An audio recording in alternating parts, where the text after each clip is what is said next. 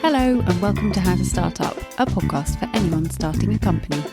This is a collection of conversations with people who have all successfully started, run and even sold their own companies, sharing not only professional but personal experiences on what we should be doing now, next or never. Hosted by me, Juliet Fallowfield, founder of PR consultancy for startups Fallowfield and Mason. As we've been working alongside the pandemic for nearly 2 years, I wanted to interview founders who'd started their businesses in March 2020 and beyond, as anyone starting to think about founding a business will know no other world to operate in. As we know, this whole new world has thrown us curveballs, but not all of them are negative. So I'm hoping that hearing from recent founders with up-to-date work experience, so to speak, will really support more people in starting up. In today's episode, we're joined by Alex Noonan and Sarah Humphries, co-founders of Sydney-based beauty market research agency, The ReviewWorks.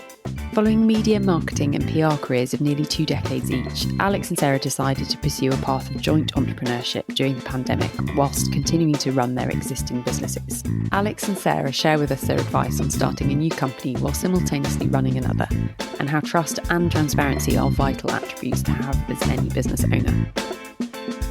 Hi, Alex and Sarah. It's wonderful to have you on How to Start Up today. It would be great if you could start by introducing yourself and the company, or I should say companies that you've started.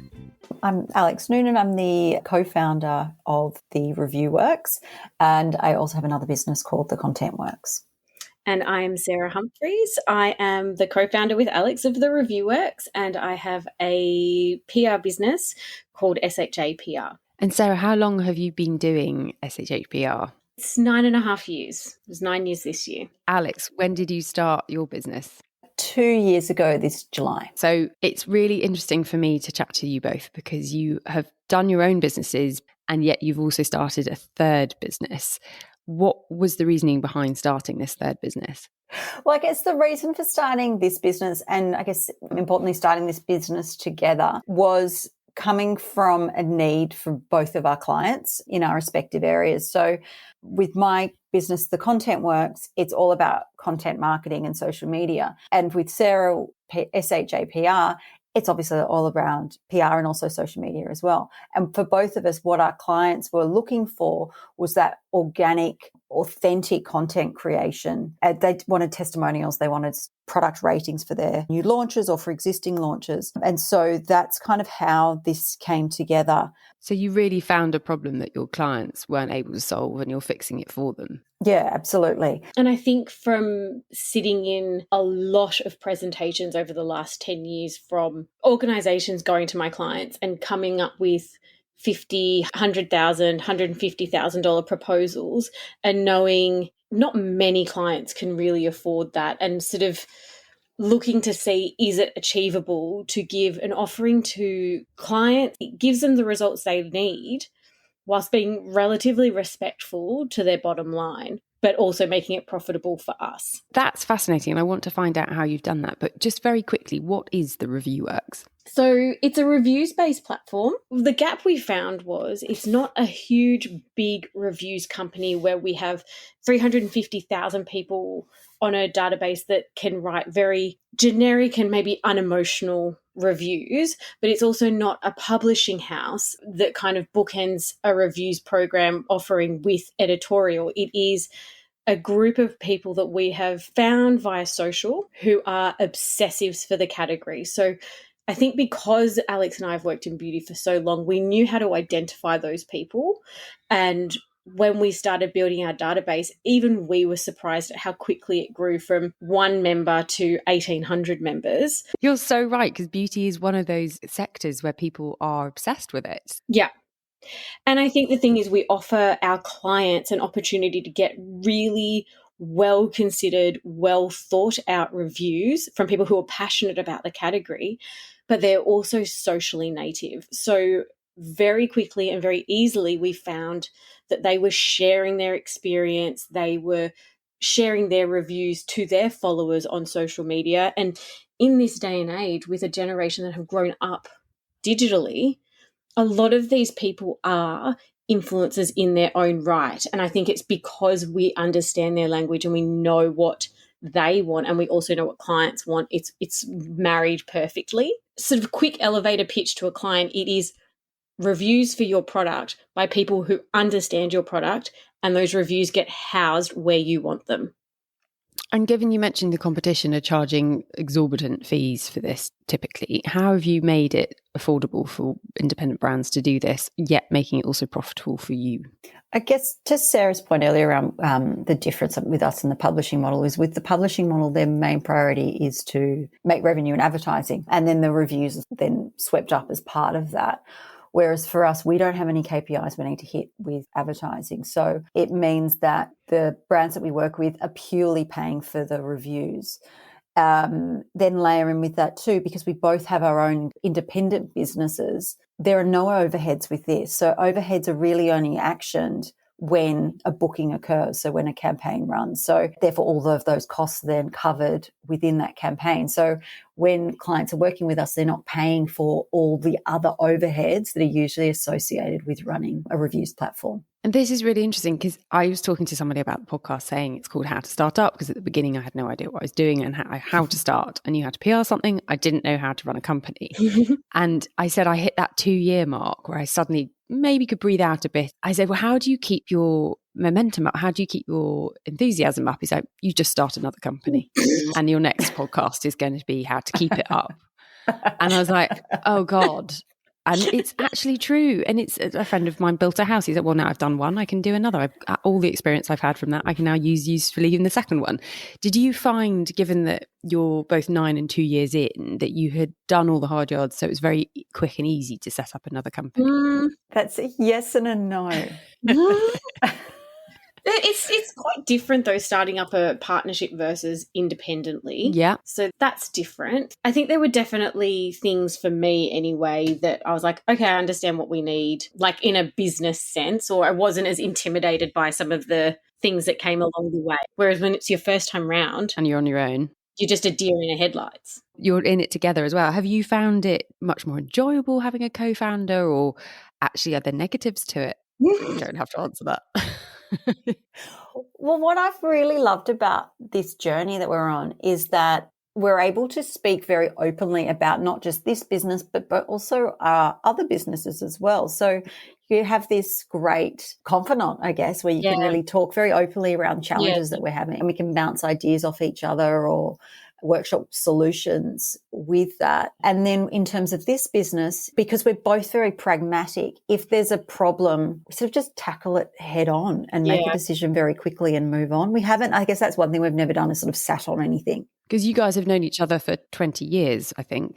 How have you managed your friendship in this as well? Because you met professionally, as we all did, years and years ago in the beauty sector, and you've maintained a really incredible friendship and your businesses as well, and now going into business together. Is there any sort of word of warning you give people as to starting up with a friend? We actually talked about this the other day. I think we've started as colleagues, so that definitely helps. It's not like we're childhood best friends who've been each other's bridesmaids and been there every step of the way, you know, and the business idea is something that we could both see as an opportunity. It wasn't one of our lifelong dreams that we've brought our best friend in to help create a reality. So I think when your friendship and relationship starts in a business environment, it is easier to maintain that level of business versus starting out with a lifelong friend. And like I said, we're very pragmatic about this business. So while we care about it and we're passionate about it, this isn't our lifelong dream, like running it in our lives that we're terrified we'll lose, you know? Yeah. So I think that helps. And I think the other thing too is when we worked together previously, it was in a small capacity that then kept deepening, I guess, over the years of working together. So we had a really good understanding and had those challenging conversations. So I was in publishing, Sarah was PR and so representing a brand there. And so we had those conversations that could have been challenging, but we always just got on with it and were able to come up with a solution in those much smaller sort of ways. So then moving into this, it was very, I guess, just a natural evolution of that. You're used to being frank with each other. Yeah. But I think it's respectful. So it's like we kind of have always, in any situation, like we've always come to the table with the right intentions. And so we've been respectful for whatever case we're trying to make, and we find a solution. It's not really ego-led. It's just very, I think it's the theme of us, Alex, is we're very pragmatic.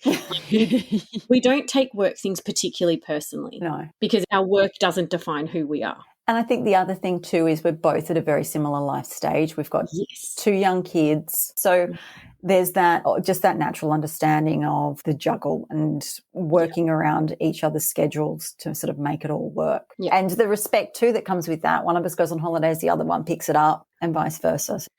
Well, you've got each other's backs on every single front and respect each other. Yeah, absolutely. One thing I wanted to ask, given time is, I find, the most precious resource when you're running a company, let alone 2, how do you divide and conquer? How do you manage your time? So from the beginning, we had clear roles, like divided the process of, bringing in the business and then sort of actioning campaigns. Nothing ever goes perfectly to plan, and we've continued to sort of evolve that and juggle. So when there's a live campaign, we just look at each other's workloads of who can take that on. An important part too has been knowing when to outsource, because we can't do it all. That's been, for me, with starting both businesses, I can't do it all. So I've got to know when to bring in another staff member along the way. And so that was something we did from the very beginning. We had someone who managed the actual campaigns and managed our social media, because there were 2 bits that just, the ball couldn't be dropped. On an ongoing basis, that's probably our biggest challenge is time. Yeah. Is carving it out and prioritizing. Because you started fairly early on into the pandemic, the third company. And I've definitely found that actually life coming back to normal, I hadn't budgeted for needing a social life again and travel again and all the things that were taken away, because for the first year and a half I just worked. Have you found that as well, that sort of with life resuming, that actually you've got less time? I think generally, time is more stretched now that things are opening, and in my other business, there's more events happening, so there's more out of office time. And I think also Alex and I have both had team members out with COVID, or we've had COVID, and you are short staffed in either or both businesses. So I think time this year has been a tricky one, but I would also caveat that by saying, with 2 children, regardless of a pandemic, I think time was always going to be a tricky one. Yeah. Do you have any advice for new founders about contracting people versus salarying people? Definitely contracting has been the best thing for us. It's allowed us to scale as needed. If you're starting a business, committing to full-time salaries is a lot of pressure that you do not generally need to add to your plate, especially if you're trying to pay your own salary. So if you can do contractors and then give them 3-month, 6-month agreements, or project by project agreements, which is what we do, it's far less pressure to put on you. And I think what we've discussed before is that actually, if you've got a pipeline of personal budget, so you take that stress away from yourself as well, whether you've got your other companies you are sort of, are working. I think for me, I did the maths as right, with redundancy, I've probably got 9 months to live before I default on my mortgage. And having that sort of runway was a relief, because it meant I could break things, test things, learn from things. With the review works, for us financially, we set very clear KPIs from the beginning. So we knew what it is that we needed to achieve on a month-to-month basis and what success looked like after 1 year and after 2 years. And that's what's allowed us then to set goals beyond that, of how to go beyond beauty and into the other categories and know when to pull that trigger. And that's, I guess, something that excites us, is when we're seeing we're hitting those KPIs, that we can then start to plan for those next phases of the business. So that's something that keeps motivating us to keep pushing forward. There's key markers around what success looks like, and when we're hitting those. And you've made that plan and you're transparent about it. You can see it, something to go for. Yeah, exactly. Yeah, it's not vague. It's very clear. I highly doubt anything either of you do is vague at any point. The given time is so precious. Are there any sort of hacks that you found to save time? I guess one thing that has been important for us is, given that it's a secondary business, is having set reoccurring meetings. If we didn't have a set reoccurring meeting every Wednesday afternoon at 2:00, that's what keeps us on track, but also pulls us together as a team to remind us that it is a separate business, and it deserves its own attention. So that's been something that's been very important to us. And Alex, given that you are a similar timeline to me in terms of becoming self-employed, what's the biggest learning that you found about yourself since becoming your own boss? I've been surprised by how much I can really do. I'm not, by the way, just for the record. And I guess what I mean by that, is when you're in a big company, you have people to call IT, call finance, and they'll help you work through a problem. But when you're running your own business, you're your own bookkeeper, you're your own accountant, you're your own IT help desk. HR. Yeah. HR help desk, writing contracts, like you're doing it all yourself. So that's been building your own website. Like I would never thought that I'd create a website. Yeah. So that's been quite liberating, I guess, is that you can do it. You don't need to be fearful of it. There's always a solution. You just need to Google it. Yeah. I was trying to explain to my mum in lockdown that Google is her best friend and it has all the answers. And Sarah, how about you, given you're 9 years in / a year and a half in now, what surprised you the most about yourself? Do you know what? Actually, the biggest learning I've had, there's two things. One, the huge respect I have now when I meet people, even if their businesses are small. I have a lot more respect for people who run their own businesses, and I realised that very early on. The other thing I learned being in meetings as the girl with the small PR agency, and even now with our business, the little startup that people might perceive it to be, you're brave to do your own business. I'm biased, obviously, but that's how I see it. What do you both love the most about being your own bosses? I've always been very, very committed to whatever work that it is that you're doing, but being your own boss means that that work is to your benefit. You really can make an impact. You can stand by your decision. It's not being led by a corporate lens, and you see the financial results of it, which you wouldn't see before. It didn't matter how many hours you'd work. Yeah. And Sarah? Yeah, there's a couple of things. One, I love that my children see me run my own business. I've got 2 boys, and I like that they see that mum can do that. And I think the other thing is running your own business, you get the reward of the joys and the lessons of the hard times, and it's all for you. Like, you are growing every step of the way. It's what keeps you going, right? And even with having a team, seeing them grow, seeing them evolve. I've had the business for a while now, so even seeing the friendship groups that have grown because they all met here. Like, that's really nice to see that kind of continuation of that relationship. And what do you like the least? HR. HR, contracts. I think HR's tough. People, because they are human beings and have an opinion and might not. I turn love up. the people. It's getting the people. It's the recruitment process, finding talent, finding the right talent. But it's building that culture and getting the right fit has been something that I find that I'm constantly keeping an eye on, because I want to make sure that it's a really pleasant place for everybody to come to work at. And it also is then with clients, dealing with clients, that they have that same experience. They enjoy working with us as well. Because just having that one person that doesn't fit culturally changes the dynamic across every touch point. It makes or breaks my day and week. Have you got any advice as to how you interview people to get the right people in? I do a task. I'll give them a brief on a page and ask for a response on a page for PR. If it's a really junior person in PR, this sounds so superficial, but I think, Juliet, you'll appreciate this. I make them tie a ribbon on a box. Like, what's your attention? It's so mean, but it's not, though, because it's like, if you don't care to do this, then you're probably going to be sloppy in other areas. Yeah, it's so true. In my world, every moment is a PRable moment. And in my agency, it is my name on the door. So they're not sitting there going, oh, that PR assistant at SHA is crap. They're saying, oh, Sarah Humphries agency, they're not very good. And that's my name. So actually, I'm very conscious of that. And I think the other to what's hard with HR is the recruitment is hard, but it's also if you have to do tough things from a HR perspective as a business owner, those tough decisions are entirely yours. So you can't say, sorry, Global's making me make you redundant and, restructure changes. If you have to do that, that's you, and it's on you to take that responsibility. And I think that is a hard lesson to learn, but it's a really good one. It teaches you to be as transparent and as frank as possible, as quickly as possible. Yeah, I don't think you really experience running a business until you have to do some really, really tough things. And any last golden nugget pieces of advice you'd like to share with a potentially new founder? My motto's always been, you've got to know what it is that you do well, and you've got to stick to that. If you start trying to be everything to everyone, that's where you dilute your value. Correct. And Sarah? And mine would be honest. Be honest if you're in a partnership like Alex and I, be upfront from the get-go, like what's your goals, what's your aspiration for the business. if you're on your own and you have a team, be honest with your team if things are working or if they aren't. Like, it can feel lonely when you run your own business, but it actually isn't if you are transparent and respectful to your team. They will be respectful back and they will appreciate your honesty, I would say, at all times. Thank you, Alex and Sarah, so much for all of your advice. It is great to chat to you about all things starting up. Thanks so much. Thank you, Juliet. I've loved chatting to Sarah and Alex. I've known them for years and have a huge amount of respect for everything that they've achieved in their businesses.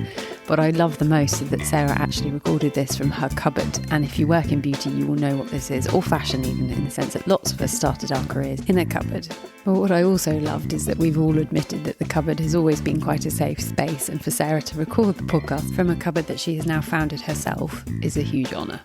If you'd like to contact Alex or Sarah, you can find all of their details in the show notes, along with a recap of the advice they have so kindly shared. Thank you for listening to How to Start Up. I hope these conversations have offered you some confidence, encouragement and reassurance that you are indeed on the right track. If you've enjoyed this podcast, I'd be so appreciative if you were to rate, review and subscribe, as it will really help other people starting a company discover it.